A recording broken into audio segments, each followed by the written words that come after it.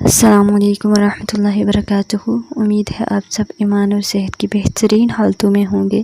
اللہ تعالیٰ آپ کی طرف پڑھنے والے ہر شر کو خیر میں بدل دے۔ آج کی ہماری اسٹوری کا ٹاپک ہے چاندنی رات میں۔ خلیفہ ہارون رشید ایک مرتبہ اپنی ملکہ کے ساتھ چاندنی رات میں بیٹھا ہوا تھا۔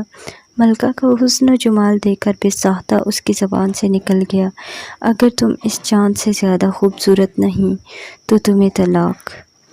اس کی زبان سے کلمہ تو نکل گیا، مگر اب وہ پچھتا رہا تھا کہ میں نے یہ کیا کہہ دیا۔ پھر اس نے اپنے زمانے کے بڑے بڑے علماء سے اپنی اس بات کے متعلق فتویٰ دریافت کیا۔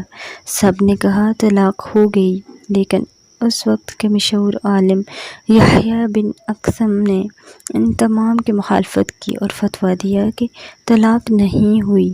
پوچھا گیا کس بنیاد پر آپ نے اپنے مشائخ کے فتوے کی مخالفت کی ہے؟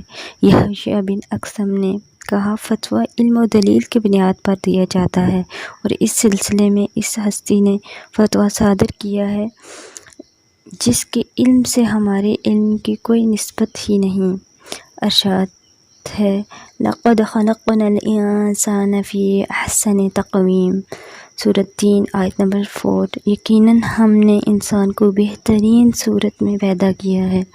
اس سے علم کی اہمیت کا پتہ چلتا ہے کہ علم کا فہم ہونا اور علم قرآن میں غور و فکر اور تدبر کرنا کتنا ضروری ہے۔ کتنے ہمارے مسئلے مسائل ہیں جن میں ہم پڑے ہوئے ہیں، تو اگر قرآن کو ہم غور و فکر سے پڑھیں گے، کیونکہ قرآن ہمیں زندگی گزارنے کا طریقہ سکھاتا ہے، تو انشاءاللہ ہمارے تمام مسائل حل ہو جائیں گے۔ السلام علیکم ورحمۃ اللہ وبرکاتہ۔